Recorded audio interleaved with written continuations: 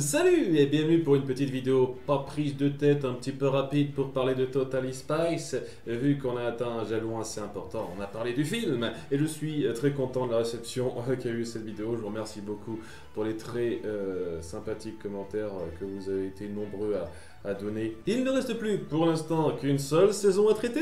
La saison 7, on verra au fur et à mesure. Mais ouais, la saison 6 va venir pour le début de l'année 2023. Vous en aurez 4 pour le mois de janvier. Je risque, à cause d'un nouvel emploi du temps personnel, de ne pas avoir le temps d'en faire tout à fait autant qu'avant. Je voulais vraiment faire de mon mieux pour garder le même rythme, la même tendance, un épisode Total Splash par semaine.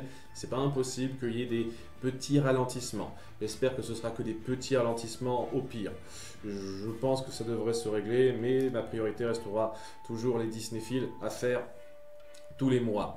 Ouais, maintenant que c'est dit, ça me paraissait être le moment le plus opportun pour faire quelques mises au clair concernant donc la suite. Comme je l'ai dit, je ne suis pas sûr à 100% de traiter la saison 7 de Totally Spice, étant donné qu'elle n'est pas encore sortie. Je ne sais pas ce qu'elle vaut, je ne sais pas si ce sera du bon matériel. Je reste confiant sur le niveau d'aptitude, inaptitude des créateurs qui resteront plus ou moins sensiblement les mêmes pour cette nouvelle saison à venir, mais on ne sait jamais, ce qui peut tomber, et si ça ne m'intéresse pas à faire, ben, peut-être que je m'arrêterai à la saison 6, mais nous verrons bien en temps et en heure ça, et pour revenir un petit peu sur 2-3 points, c'est pas mal d'utiliser ce jalon atteint avec le film pour revenir sur 2-3 choses qu'il me paraissait important de pointer pour la suite de l'aventure Totally Spice. Et la première chose à faire, c'est évidemment la critique de Nenji qui a été faite il y a un certain temps là-dessus, autour de Totally Spice, le film. Bon, c'était à une époque différente, où il était mieux considéré, maintenant c'est plus polémique, mais voilà, il a fait cette vidéo critique, qui affiche néanmoins plutôt bien les positions très progressistes qu'il a maintenant, et donc il les avait déjà à l'époque, hein, que ce soit clair, et qui a beaucoup de choses en commun avec la mienne dans les critiques en soi. Bon, je ne reviendrai pas sur la mise en scène, évidemment, il a fait plus d'efforts que moi à ce niveau-là, c'est sûr. Bon, c'était à une époque où bon, la technique n'était pas la meilleure, mais je ne vais clairement pas le blâmer pour ça ou le critiquer là-dessus. C'est un effort que lui a fait et que moi je n'ai pas fait, hein. C'est évident. Et il y a beaucoup de critiques qui se rejoignent. J'ai vu cette critique, j'ai revu cette critique parce que ça fait des années et des années que je l'avais plus vue. Récemment, après avoir fait ma critique du film moi-même, je voulais pas être influencé. Car il a fait ça, faut pas que je le fasse. Je voulais que ça vienne naturellement à l'écriture de ma critique. Donc c'est pour ça que j'ai fait ça après avoir fini le montage de mon Totally Splash sur le film. Et j'ai été un peu surpris de voir qu'il y avait des points communs assez évidents dans la critique à faire. Enfin, surpris. Voilà, c'est évident qu'il y a certains points très flagrants à critiquer dans cette série. J'aurais pas des masses de choses sur lesquelles m'étendre concernant ça. Voilà, il a sa façon de le présenter. On sent qu'il est plus véhément que moi là-dessus, tout simplement parce que, et c'est un point sur lequel je reviendrai dans pas longtemps, il voit cette série comme une insulte aux femmes à un certain degré, et donc il s'énerve de beaucoup de choses qui mettent en avant le fait que les héroïnes sont un petit peu des idiotes. Ce qui est un petit peu la base de la comédie qu'on essaye de mettre en place à un certain degré. Et je suis assez d'accord pour dire que c'est pas une base de comédie géniale. Pour moi, le simple fait de partir du principe qu'on sait qu'on est un peu ridicule soi-même et donc on amène les choses n'importe comment, ce n'est pas une excuse valable. Et ça marche pour beaucoup de choses. Pas seulement pour Totally Spice, ça marche pour d'autres séries qui, je suis sûr, ils seraient prêts à défendre lui-même sur la grandeur de leur message, la force de leurs ambitions, tout ça. Mais avec Totally Spice, étant donné qu'il n'y a pas ça, ben, on peut se lâcher sur ce genre de truc. Mais bon, hein, je ne vais pas le blâmer pour ça, moi aussi il m'arrive de m'énerver sur des trucs comme ça, il est plus véhément que moi à ce niveau-là. Il y a juste un point sur lequel je voulais rapidement revenir avant de passer au gros morceau qui m'a été inspiré par cette critique-là, c'est le fait qu'il a dit très vite à la fin de sa critique que Sam et Alex étaient indiscernables. C'était genre les filles très lambda qui n'avaient pas de personnalité, ce qui est pour moi complètement faux.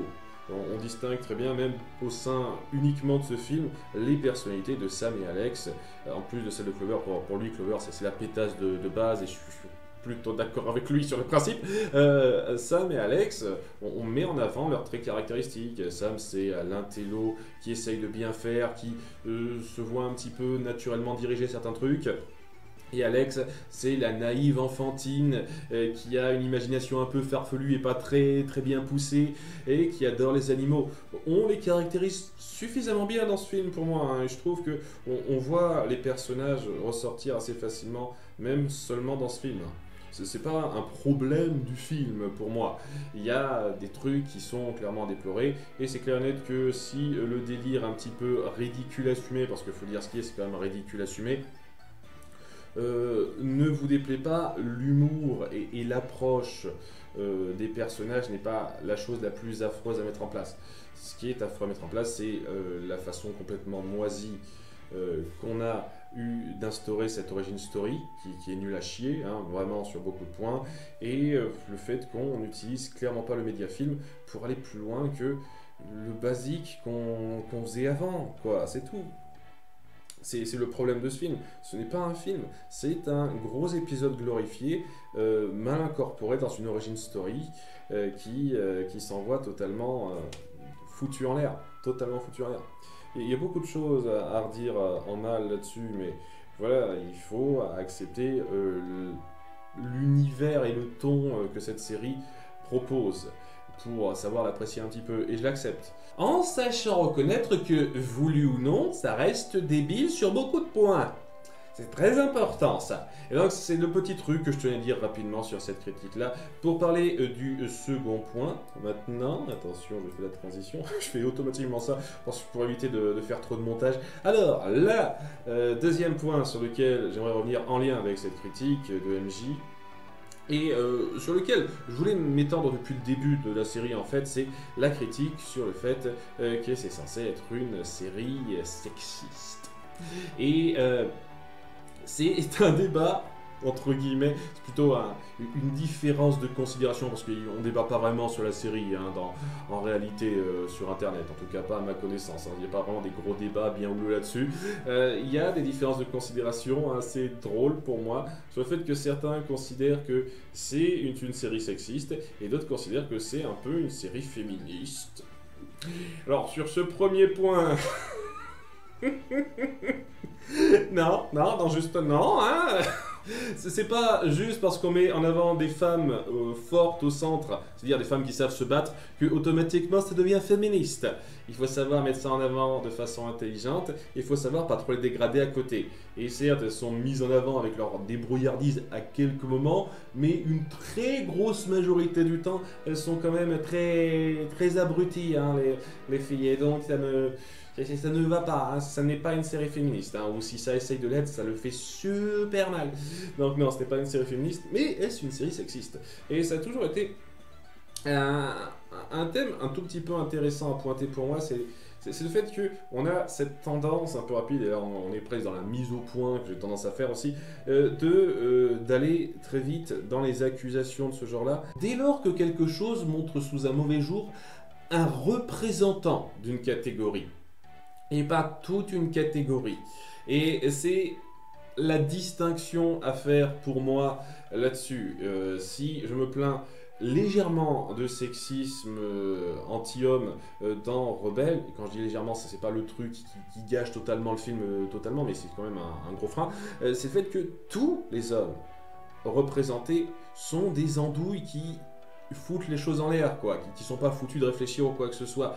Et c'est seulement les quelques femmes, les deux femmes vraiment mises en avant au centre, et qui savent se débrouiller, qui savent être intelligentes et ne pas foutre le bordel quand elles veulent, une partie du temps. Et dans le même ordre d'idée, on peut citer pas mal de films des années 80-90, très stéréotypés, où les femmes servent juste de faire valoir, et c'est les mecs les plus forts qui se chargent de tout, ce genre de truc. Ça arrive malheureusement un peu souvent. Et à ce moment-là, oui, je pense qu'on peut dire que c'est un peu sexiste, des films comme ça. Maintenant, parlons de Totally Spies, la série. Totally Spies, la série, c'est une œuvre qui est totalement dans le stéréotype, qui l'assume à 100% et qui l'embrasse presque. Et évidemment, étant donné qu'on se centre majoritairement sur trois trois filles qui sont des stéréotypes un peu spécifiques. La moins stéréotypée dans le genre, c'est plus Alex, je dirais, qui fait moins cliché évident et plus personnalité un peu particulière. Mais on peut quand même voir pas mal de ses traits caractéristiques dans des visions stéréotypées des femmes, on peut dire. On embrasse totalement ce côté stéréotypé. Et le truc avec ça, c'est que ce n'est pas qu'elle, c'est tout le monde. Jerry est un immense stéréotype. Le vieux qui comprend rien à la technologie des jeunes, qui sait pas comment aborder les choses, c'est le British, donc il a tous ces trucs de British. Les mecs geeks, les beaux gosses à femmes, ce genre de trucs, tellement typique, tellement stéréotypé en pleine gueule que c'est évident de voir que c'est du cliché assumé. C'est totalement ce que c'est du cliché assumé. De fait, ce n'est pas un gros problème pour moi, cette façon de dépeindre les filles, tout simplement parce que c'est juste un traitement équitable pour tout le monde. De fait, c'est à vous de voir comment vous l'interprétez. Hein. Au bout du compte, vous pouvez dire que c'est une série qui est en discrimination envers énormément de catégories de gens, soit c'est une série légère qui ose tirer sur un peu tout de façon écervelée et... Ouais, ça en fait pas une série sexiste. Et je vois plutôt ça comme ça. Pour moi, c'est une série qui tire un peu sur tout, de façon écervelée. Ça en fait pas une série sexiste, c'est clair et net que ça aide pas du tout à en faire une série féministe si on veut mettre en avant des femmes fortes au centre, hein, clairement pas. Mais ce n'est pas au point de devenir sexiste. La plupart du temps. Et de temps en temps, ça va un peu trop loin, mais c'est très très ponctuel ce niveau-là. Je trouve que les stéréotypes assumés donnent pas souvent l'impression d'être une attaque méchante et voulue sur les femmes. Et c'est le truc que je tenais à appuyer. Je trouve que cette surréaction de la part d'MJ là-dessus est un peu excessive. Je ne vais pas défendre à fond Totally Spies tout simplement parce qu'on a clairement affaire à une œuvre qui est stupide dans son écriture, et une fois de plus, l'approche, quelle qu'elle soit, ne justifie pas que son écriture soit mal pensée, répétitive, parce que c'est répétitif, et un peu beaucoup débile sur les bords. Rien ne justifiera ça. J'en ai rien à foutre de ce que vous direz. Le style de votre série ne justifiera jamais ça. Et je peux m'attaquer à d'autres séries plus populaires que ça, que j'ai traité récemment sur le même thème. Mais bon, on va rester au Totally Spies pour éviter de trop polémiquer. Donc, c'est très important pour moi. Ces problèmes en sont réellement, et je comprends aisément les gens qui disent que c'est nul pour ça. Aisément. Mais est-ce qu'on peut aller jusqu'à dire que c'est sexiste? Non. Pour moi, les critiques de discrimination envers telle ou telle catégorie de gens dans une œuvre, il faut que ça aille loin, quoi. Ça ne doit pas être quelque chose qui doit se lancer à la légère, tout simplement. C'est pour ça que, oui, je me restreins le plupart du temps quand je sens que quelque chose est un tout petit peu loin, d'accuser franchement, sérieusement, l'œuvre de la chose. C'est pour ça que je me suis tâté, hein, pour Rebelle, je me suis vraiment tâté, mais je pouvais pas, hein, je pouvais pas me dire que c'était pas un petit peu sexiste envers les mecs quand je vois comment ils ont été traités, tous sans exception. Mais ouais, c'est une accusation qui pour moi doit être prise avec des pincettes. Et comme je l'ai dit, à l'exception de Clover peut-être, nos héroïnes se doivent donner des personnalités suffisamment positives et marquantes pour valoir plus que d'être des stéréotypes écervelés, et c'est tout. C'est en partie ça, mais c'est pas que ça. Et c'est important de le pointer pour faire la transition avec le dernier sujet de cette liste, c'est-à-dire Spy Z, nouvelle génération. Ah, Z, comme la génération, c'est ça? Enfin, j'essaie de comprendre la logique de ce titre, hein, je crois que ça doit être ça. Une série qu'on m'a réclamée à plusieurs moments, et j'ai déjà répondu à la question à plusieurs reprises, mais pas mal de gens continuent de me demander ça, et donc c'est pas plus mal de mettre les choses au clair là-dessus, dans une vidéo qui est un petit peu dédiée, que ce soit bien simple et que je sais pas le répéter 50 fois par la suite. Je ne compte pas faire des critiques au détail de la série Spy Z.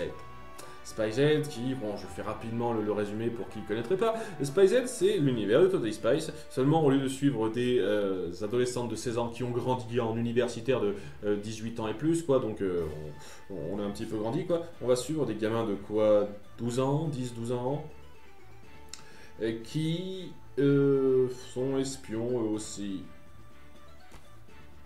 Et il y a toujours Jerry qui s'occupe d'eux, c'est lui le chef, hein, c'est la constante dans cette série, et c'est plus ou moins la même chose. On donne un style un peu plus comics, donc les traits sont un peu plus appuyés, et on voit l'aspect un petit peu montage en case pour faire un petit peu cet effet-là, ce qui est un petit peu joli, c'est un peu plus stylisé, j'ai envie de dire. Et au-delà de ça, ben, c'est chiant. Cette série est chiante, j'ai regardé quelques épisodes et j'en ai eu marre tout simplement parce que, bon, c'est le même niveau d'idiotie d'écriture. Les méchants sont stupides, c'est pas très recherché, on peut trouver des trucs faciles à redire, c'est pas super bien fait. Mais le problème, c'est que les personnages sont plats. Plus que des stéréotypes, c'est des archétypes de gamins, de groupes lambda, qu'on a fait des centaines de fois. Et étant donné qu'on les incruste dans des scénarios qui les mettent pas en avant, quoi, qui les font pas briller particulièrement, ou alors pour des conneries, eh ben, je les trouve chiants à suivre. Et puis étant donné que ce sont des gamins, on va un petit peu plus infantiliser, enfin davantage infantiliser par rapport à la série Totally Spies, le niveau des menaces. Donc ce sera des trucs plus de leur âge, on va dire. Ce qui fait que déjà c'est moins familial, c'est plus enfantin, alors qu'en termes d'humour pur, il y a quand même matière à être apprécié de temps en temps dans la série Totally Spies. Et puis on sent que les créateurs étaient un petit peu pervers sur les bords, donc on voyait le côté tire-l'œil avec la tenue des héroïnes, certains plantos, ça, vous voyez. C'est le truc dont je pouvais me moquer et qui joue un petit peu sur certains de mes travers, mais là, c'est non, c'est des gamins. Ou alors, je sais pas, peut-être que ça essaiera de faire des trucs comme ça autour d'eux, et à ce moment-là, ça sera peut-être un peu plus cringe, mais c'est de ce que j'en ai vu de cette série, ça va pas être le cas. Et au bout du compte, ce qui fait que la série Totally Spies marche et reste dans les mémoires, je pense. Ça reste une série vaguement culte, entre guillemets, chez les gens, une partie des gens en tout cas. Je pense que ce qui fait que ça marche, c'est pas juste l'histoire, le concept, c'est surtout les personnalités qu'on met en avant. Et même si on peut avoir des problèmes avec ces personnalités-là, bah, ces personnalités sont pétillantes. Elles ressortent bien et elles sont marquantes. Les personnalités des 4 gamins que je me suis tapé là, non, elles sont pas marquantes du tout. Elles sont plates et j'ai vite oublié qui est censé être quoi dans ce groupe en fait, tellement ça m'a pas du tout impacté. Et c'est ça le truc, je me forcerai à voir une série de 52 épisodes, à traiter ça en détail autour de personnages qui ne m'inspirent pas. Qui me font rien ressentir, alors bien qu'en mal, Clover, j'ai un problème avec Clover, mais sa personnalité ressort clairement. C'est sûr, elle marque Clover. Là, rien quoi. Et donc, ça m'inspire pas, ça me donne pas envie, et il y a peut-être certains points qui pourraient être intéressants, comme le fait que, d'après ce que j'ai suivi, on aurait donné à Jerry une sœur maléfique, parce qu'un frère maléfique, ça suffisait pas, il a une sœur maléfique, dont on n'a jamais parlé avant, bien entendu. Ce genre de conneries, quoi, une fois de plus, rajouter du lore par-dessus le lore, sans comprendre une seule seconde comment marche, sans amener quoi que ce soit, du raid comme la con, quoi. C'est ce genre de truc qui pourrait être un tout petit peu jouable, quoi. Je pourrais un tout petit peu jongler là-dessus, mais au-delà de ça, ce serait pas suffisant. Ce serait pas suffisant pour compenser le fait que je suis pas dans les personnages et que j'aurais beaucoup moins d'atomes crochus à me moquer d'eux, en fait. Voilà, me moquer d'Alex, Sam et Clover, c'est un plaisir. Me moquer de cela, ça va juste être une corvée, en fait. Alors qu'est-ce que je dois trouver pour me moquer de cela?